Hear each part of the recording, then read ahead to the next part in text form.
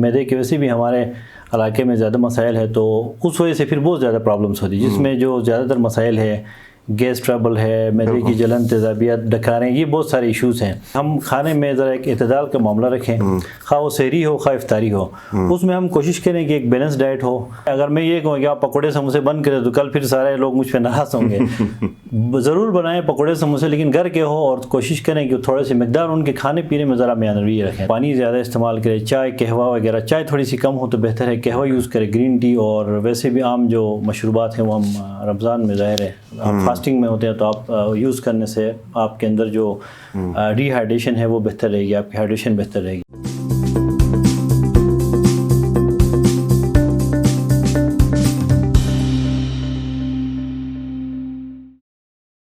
السلام علیکم، آپ دیکھ رہے ہیں IMN، میں ہوں شبیر میر۔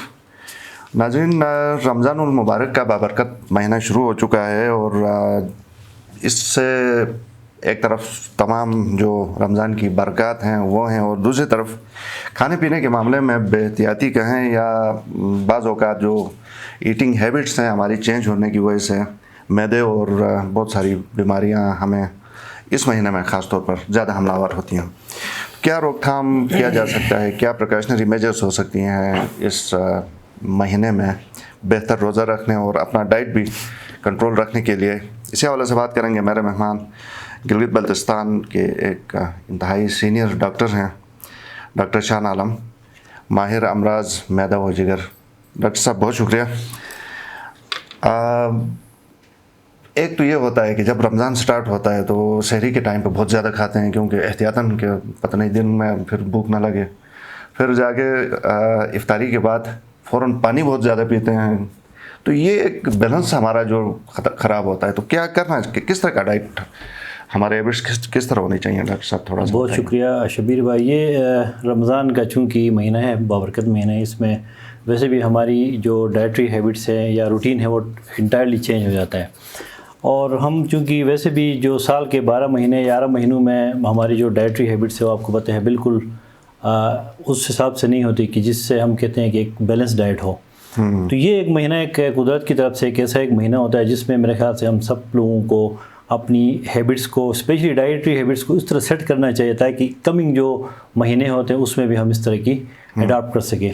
رمضان میں آپ کو پتہ ہے کہ ویسے بھی افطاری کے دوران یا سحری کے دوران ہر گھر پہ دسترخوان میں بہت سارے کھانے بابرکت مہینے ہوتے ہیں، تو ہم بہت زیادہ کھانا کھاتے ہیں، اسپیشلی افطاری میں ہم ایک ساتھ بہت زیادہ کھانا کھا لیتے ہیں، جس کی وجہ سے پھر آپ کو پتہ ہے کہ میدے کی وجہ سے بھی ہمارے علاقے میں زیادہ مسائل ہے، تو اس وجہ سے پھر بہت زیادہ پرابلمس ہوتی ہیں، جس میں جو زیادہ تر مسائل ہے گیس ٹربل ہے، میدے کی جلن، تیزابیت، ڈکاریں، یہ بہت سارے ایشوز ہیں۔ اور اسپیشلی جو کرونک پرانے جو میدے کے پیشنٹ ہوتے ہیں جن کو پہلے سے مسائل ہوتے ہیں، وہ پھر اس رمضان میں سحری میں یا افطاری میں زیادہ کھانے کی وجہ سے ان کی حالت پھر زیادہ خراب ہو جاتی ہے۔ تو میں یہ میرے خیال سے ایڈوائس دوں گا کہ ہم کھانے میں ذرا ایک اعتدال کا معاملہ رکھیں، خواہ وہ سحری ہو خواہ افطاری ہو، اس میں ہم کوشش کریں کہ ایک بیلنس ڈائٹ ہو۔ چونکہ رمضان میں آپ کو پتہ ہے کہ چٹپٹے کھانے، مسالے، اسپائسی بھی زیادہ ہم یوز کرتے ہیں، تو ان پہ ذرا سا کنٹرول رکھیں، کم یوز کریں، اور سبزی، فروٹس، ویجیٹیبلز، سیلڈ کو ہم زیادہ یوز کریں، دہی کا استعمال زیادہ کریں تاکہ کانسٹیپیشن نہ ہو۔ اور رات کو کھانے کے بعد جو سب سے ضروری چیز ہے وہ یہ ہے کہ آپ تھوڑی سی چہل قدمی کھانے کے بعد 20 سے 25 منٹ بہت ضروری ہے۔ اکثر ہمارے پاس مریض آتے ہیں وہ یہ کہتے ہیں کہ ہم دن بھر گھر میں کام کرتے ہیں یا مختلف مصروفیات میں ہوتے ہیں، تو ہر وقت ہم ورزش میں ہوتے ہیں، تو ان کو اگر آپ ان سے پوچھیں کہ آپ رات کو کھانے کے بعد کوئی واک کرتے ہیں، تو اکثر مریض کہتے ہیں کہ لوگ کہتے ہیں کہ ہم واک نہیں کرتے ہیں۔ تو یہ ایک بہت ضروری چیز ہے اسپیشلی اس رمضان میں، اور سحری میں بھی یہی ہے صورتحال ہے کہ لوگ ہم زیادہ کھانا کھاتے ہیں، تو وہاں پہ بھی ہم ذرا اگر اعتدال کا معاملہ رکھیں، کھانا تھوڑا سا درمیانہ رکھیں، تھوڑا سا واک کریں، تو میرے خیال سے ہم بہت سارے مسائل اسپیشلی جو رمضان میں اوور ایٹنگ کی وجہ سے ہوتے ہیں، میدے کے مسائل ہے، تیزابیت، ان سے ہم میرے خیال سے بچ۔ ایک تو ڈاکٹر صاحب اگر جیسے ایک ساتھ بہت سارا کھانا ہم کھاتے ہیں، احتیاطاً بھی کھاتے ہیں نا، کہ اب دن لمبا ہے جی، آپ افطار تک بہت گھنٹے ہیں، تو جتنا کھایا جا سکتا ہے کھائے، تو اوور لوڈ ہم ہو جاتے ہیں، تو کیا مطلب ہم کوئی قسطوں میں کھا سکتے ہیں اس کو؟ فرض کر آج کل ویسے بھی لوگ سوتے کم ہیں افطار تک عام طور پہ، بالکل تھوڑا تھوڑا پورشن میں۔ یہ ہمارا ایک کنسیپٹ ہے لوگوں میں کہ ہم چونکہ بہت لمبا دن ہے، ہم نے فاسٹنگ میں رہنا، تو بہت سارا کھانا کھاتے ہیں کہ ہم چونکہ دن میں فیول کا کام دیں، ایسا ہوتا نہیں ہے۔ بیسیکلی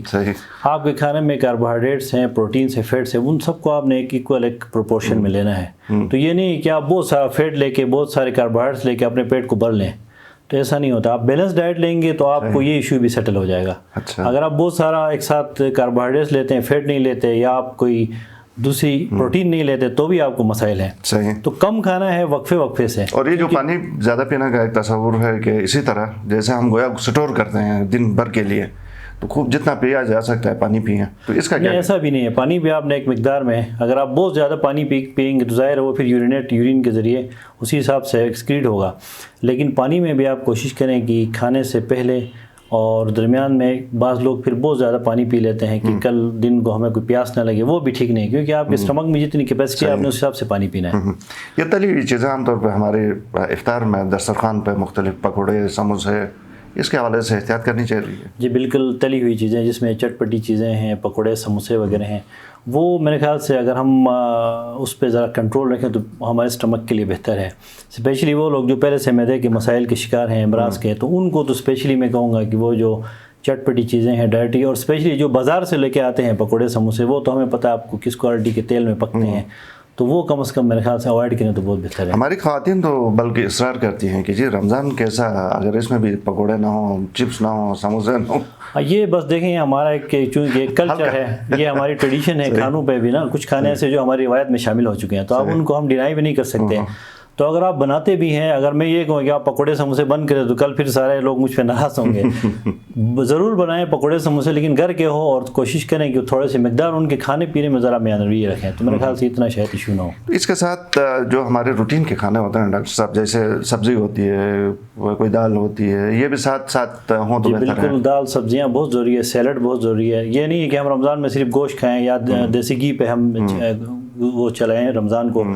ہم نے ہر قسم کے کھانے کو اپنی ڈائٹ میں رکھنا ہے, اسی کو ہم بیلنس ڈائٹ کہتے ہیں. ٹھیک. آج دوسرا رمضان تھا, تو آپ کے پاس کس طرح کے مریض آئے؟ ویسے خیر اس سے پہلے آج میں آپ کو بڑی ایک انٹرسٹنگ بات بتاؤں کہ آج میں ہاسپٹل میں تھا, تو میرے پاس ایک پیشنٹ آیا. وہ میں بلکہ اس کو مذاکر میں نے یہ بھی کہا کہ آج رمضان کا پہلا جو ہے وہ رزلٹ ہمارے پاس آ گیا ہے. تو انہوں نے رات کو سحری میں بہت سارا کوئی گوشت کھایا تھا, مٹن, تو وہ بڑی اتنی سی کوئی شارپ ہڈی گلے میں پھنسا کے آیا تھا انفارچونیٹلی. تو پھر میں نے انڈوسکوپی لیے بڑی مشکل سے نکال تو دیا, الحمدللہ ٹھیک ہو کے گھر چلے گئے. تو مطلب کہنے کے کہ لوگ ایک دم اس طرح کا تیزی سے اجرت میں کھانا کھاتے ہیں کہ پھر اس طرح کے مسائل ہوتے ہیں. تو اب اتنی بڑی ہڈی کو آپ بغیر چبائے یا اس طرح کی کھاتے, تو ہماری ہیبٹس بیسیکلی کہنے کا یہ ہے کہ ہوتی ہے. تو مریض یہی ہے معدے کے, جو آپ تو یہ دوسرا روزہ ہے, تو اس میں ہمارے پاس وہی معدے کی تیزابیت اور گیسٹرینٹائٹس جس کو ہم کہتے ہیں پیٹ کا انفیکشن یا انتڑیوں کا انفیکشن, وہ بہت کامن ہے. لوگ اس وجہ سے بھی آج کل رپورٹ ہو رہے ہیں.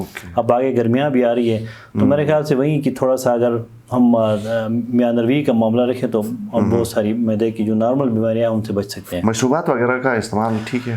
جی مشروبات بالکل آپ استعمال کر سکتے ہیں. پانی زیادہ استعمال کریں, چائے قہوہ وغیرہ, چائے تھوڑی سی کم ہو تو بہتر ہے, قہوہ یوز کریں, گرین ٹی. اور ویسے بھی عام جو مشروبات ہیں وہ ہم رمضان میں ظاہر ہے آپ فاسٹنگ میں ہوتے ہیں, تو آپ یوز کرنے سے آپ کے اندر جو ڈی ہائیڈریشن ہے وہ بہتر رہے گی, آپ کی ہائیڈریشن بہتر رہے گی. صحیح, ٹھیک ہے. اچھا ڈاکٹر صاحب, تبارک میڈیکل کمپلیکس آپ کا بڑا اچھا اس کو ایک کام ہم اس لیے بھی کہیں گے کہ گلگت بلتستان میں ہم سب ہر چھوٹی بڑی بیماری پہ اسلام آباد پہنچ جاتے تھے. جی بالکل. تو کم از کم اس طرح کے جو کمپلیکسز ایک دو اور بھی ہیں, تو بڑا فائدہ اس میں ہمارے لوگوں کو ڈور اسٹیپس پہ جو سہولیات کی بات ہوتی ہے, تو اس میں تھوڑا سا بتائیے کہ کون کون سی ڈاکٹرز ہیں, سیکشنز ہیں. دیکھیں اس میں میں نے پہلے بھی یہی بات بتائی تھی کہ یہ کنسیپٹ یہی تھا کہ ہم ایک چھت تلے بہت سارے جو کنسلٹنٹس ہیں اسپیشلٹی کے لوگوں کو جمع کریں, تاکہ پیشنٹ جو ہے وہ بجائے در بدر ادھر ادھر پھرنے کے ایک جگہ سے ٹریٹمنٹ کرا کے چلے جائیں.